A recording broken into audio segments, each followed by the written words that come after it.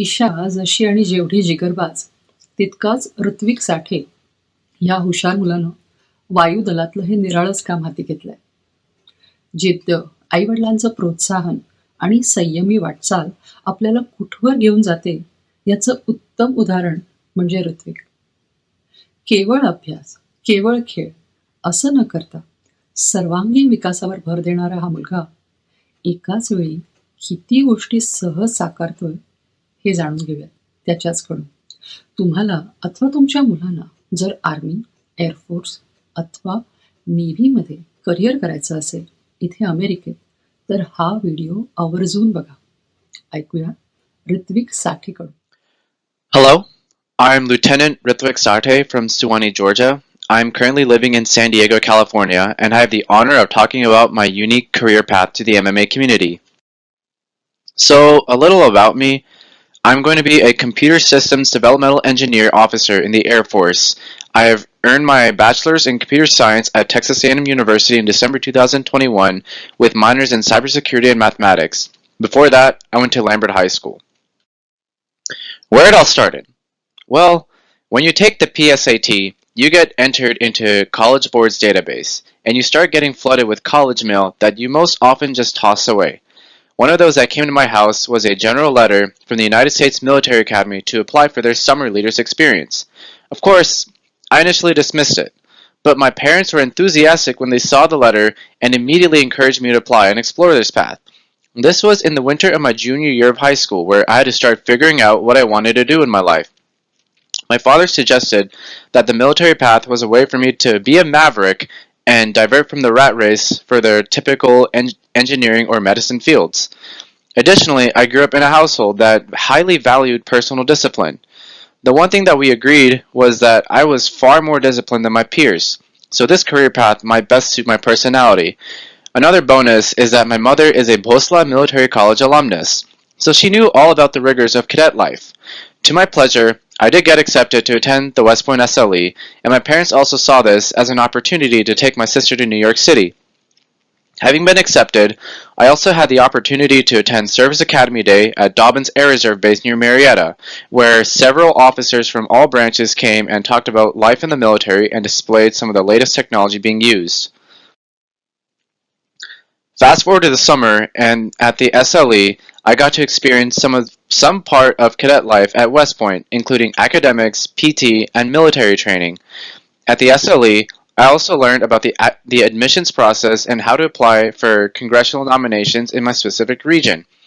The following fall, I wrote a Gujgoshi article basically detailing every hour of my time there. If you're interested in reading it and haven't stored your 2016 edition, shoot me an email. The experience was amazing, and it helped me decide to pursue this path.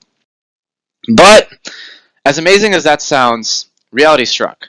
Most Service Academy candidates who get accepted already knew for a long time that they wanted to attend an academy and serve the country. They have strong athletics and leadership resumes, as they were scouts and have attained Eagle Scout or Gold Award. They were also school athletes, JROTC cadets, club presidents, you name it.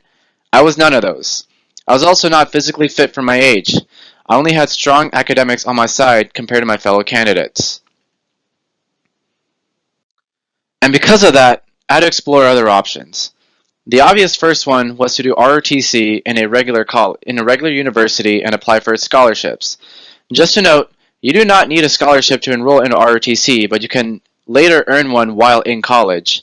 Initially, it was just that or a regular corporate life. While in college, you commit a certain amount of time per week to PT and learn all the DNC and leadership skills necessary to commission into the military branch that you did ROTC for. Later on, I also learned about opportunities regarding the middle three. I want high schoolers to know about these now so that they know from the beginning that they have a wide variety of ways they can serve the country. Officer Training School/Candidate School, depending on the branch, is a boot camp for college graduates to commission as officers in the military at the same level as ROTC and Academy graduates. In other words, to qualify to become an officer in the military, you just need an undergraduate degree. Then the other two are ways you can work in the Department of Defense as civilians, including the three-letter federal agencies and defense contractors such as Lockheed, Raytheon, L3, etc. So these are the schools that I applied to. The top two were service academies, and the rest were regular colleges. You apply for the service academies on their respective websites. I also applied to UGA, Texas A&M, and North Georgia through their websites as well, and Georgia Tech and Michigan through the Common App.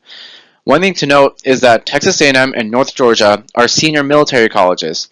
Students who attend these schools have the option to become a member of their Corps Cadets, where they are subject to a military lifestyle and discipline on a daily basis like in the academies.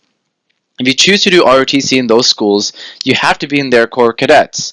The ROTC scholarships that I applied for were Army and Air Force. Another thing to note was that while I wanted to go to West Point because of my experience there, I was growing more interested in the Air Force due to its pride as the branch of technological innovation. Apart from the regular college admissions process, I had to undergo additional evaluations. Physical fitness, unsurprisingly, was one of the biggest qualifications for academy admission and ROTC scholarship offers. Since my fitness was not up to par, I signed up for personal training at my local gym. Though I was making gradual progress, I still struggled in the academy CFAs. However, I did manage to improve well enough to pass the ROTC scholarship FAs. I also had the opportunity to be interviewed by a couple academy liaisons. Liaisons use the information they get from your interview to advocate for your consideration by the academy admissions. Additionally, you have to complete a DODMER exam, where you first have to detail your medical history and then get a DODMER physical evaluation and vision test that included depth perception along with the regular eye exam. From what I've seen, failure of the medical exam is the most heartbreaking way to get disqualified.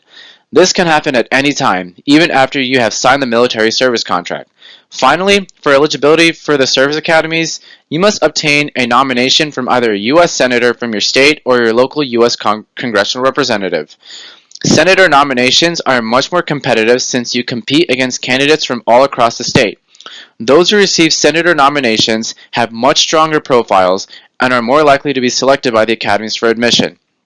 With my strong academics and my improving physical fitness, I was able to get a nomination from my district's representative. This was a huge barrier that I cleared. I also had a good enough profile that I could be interviewed for the Air Force ROTC scholarship. I received my offer of admission to TAMU Engineering 1 week after submitting my application, as they were doing rolling admissions. My mind was still on the academy, so I did not think much of it, even though I was offered a scholarship, which was enough for the university to grant me an in-state waiver, meaning that I would only be subject to the in-state rate, then have the cost reduced by that scholarship amount under the condition that I become a member of the Corps Cadets. More on that in the next slide. But in TAMU's attempt to court students who have been offered admission but still haven't yet decided, the university chartered a campus visit conveniently during my spring break. We decided to drive down to Texas for this tour as our spring break trip. By chartered, I mean the visit included a 2-night stay at a nice hotel, dinner and initial meeting at the hotel, charter busing and department-specific tour of the campus, as well as a tour of the recently renovated Kyle Field, the football stadium, then a dinner in the nearby town of Bryan.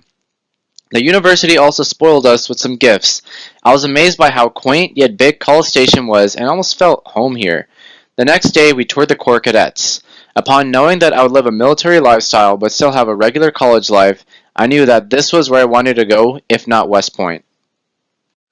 Also during the TAMU campus tour, I received the news that I was offered an Air Force ROTC scholarship. So on top of the in-state waiver as a result of the Corps scholarship I was offered, as well as the cost reduced by that scholarship amount, the ROTC scholarship would pay my in-state tuition rate, so the remaining fees were minimal, giving me more reason to go there. A little side note, in 2021, the university announced that all future ROTC scholarship recipients will have their remaining fees covered, thus giving them full rights to TAMU.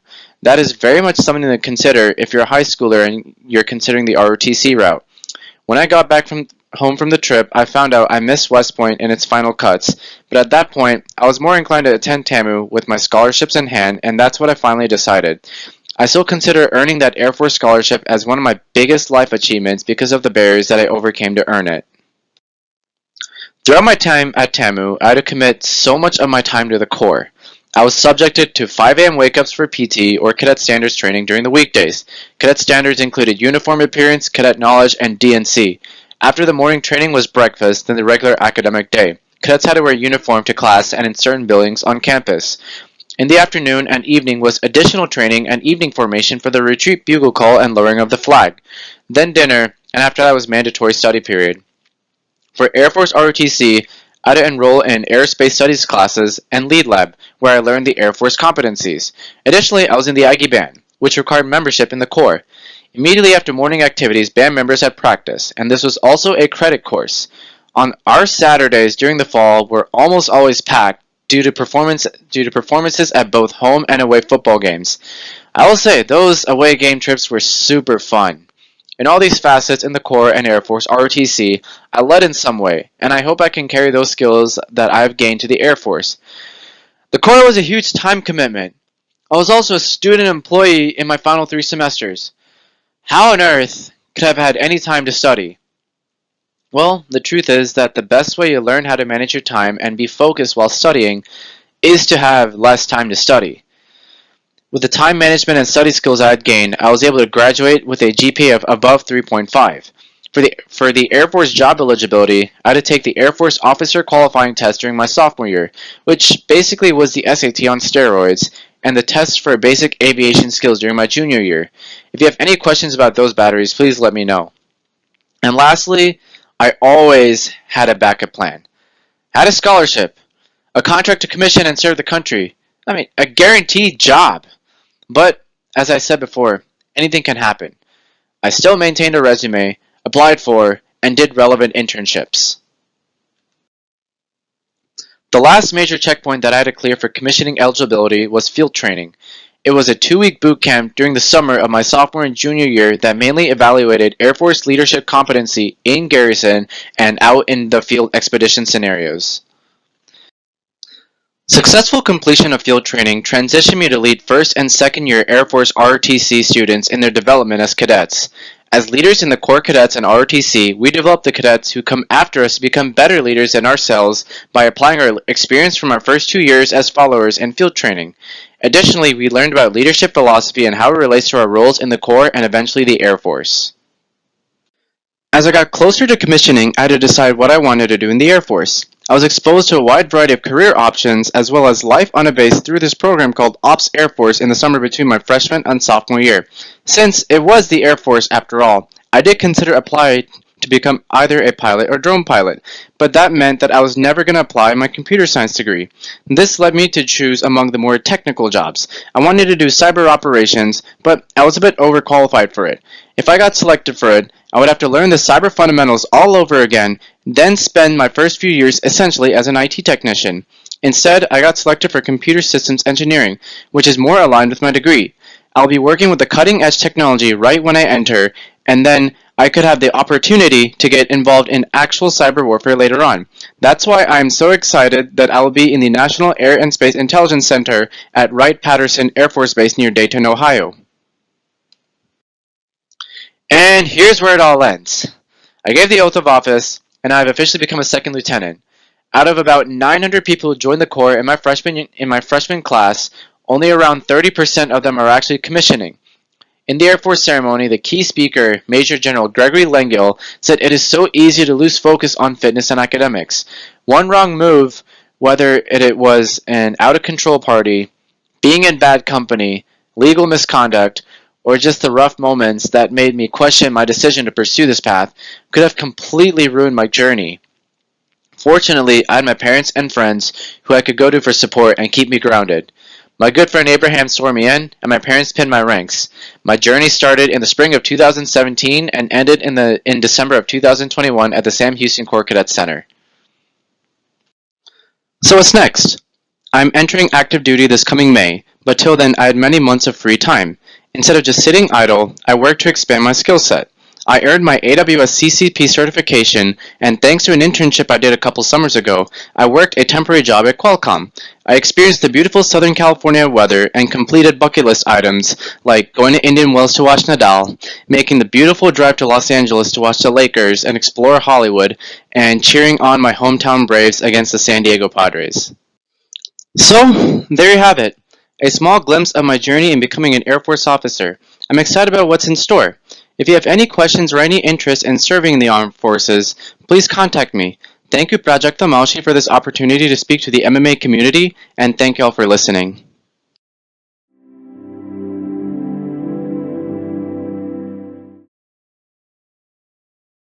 नमस्कार, मी आनंद Ganu, founder president गरजे Marathi global. Maharashtra मंडळ अटलांटाने आयोजित केलेल्या वसंत व्याख्यानमालेच्या निमित्ताने आज आपणा सर्वांशी संवाद साधता येतोय, याबद्दल मी आनंदी आहे आणि आपला सर्वांचा आभारी आहे.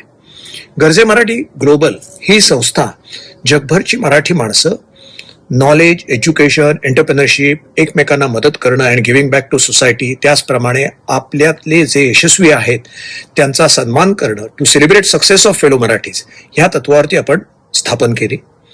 गेल्या 4 वर्षाच्या प्रयत्नांनी, अनेक जणांच्या सहभागाने आज ही संस्था जगभर पसरलेली आहे. आपले 25 ठिकाणी चॅप्टर आहेत, 8,000हून जास्त मेंबर्स आहेत आणि आपण अनेक उपक्रम चालवतो. या सर्व उपक्रमाविषयी आपल्याला सांगण्यासाठी, या सर्व उपक्रमामध्ये आपला सहभाग करून घेण्यासाठी, या सर्व उपक्रमांमध्ये आम्हाला कसं चांगलं आणखीन काही करता येईल यासाठी आपल्याकडनं, आपल्या युथ्सकडनं, आपल्या नवीन पिढीकडनं समजून घेण्यासाठी आज मी 4 शब्द बोलणार आहे.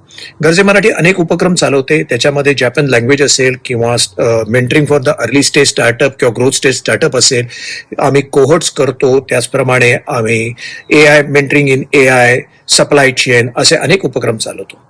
त्याचप्रमाणे महत्वाचा जो उपक्रम आता चालू केलेला आहे तो म्हणजे गरजे मराठी जॉब इंटरव्ह्यू हेल्प. ह्या सगळ्या ठिकाणी आम्ही पुढल्या पिढीचे, असं म्हणू शकता की जी जुन्या पिढीची लोक आम्ही एकत्र आलेलो आहोत, पण आम्हाला जी आपली यंग पिढी आहे, आपले जे युथ्स आहेत, त्यांचा याला गायडन्स आणि त्यांचा याच्यामध्ये पूर्ण सहभाग अत्यंत आवश्यक आहे. सो मला मिळालेल्या ह्या संधीचा फायदा घेऊन मी असं सांगतो की आम्ही जो करतोय त्या उपक्रमाचा तुम्हीही सर्वांनी फायदा करून घ्यावा.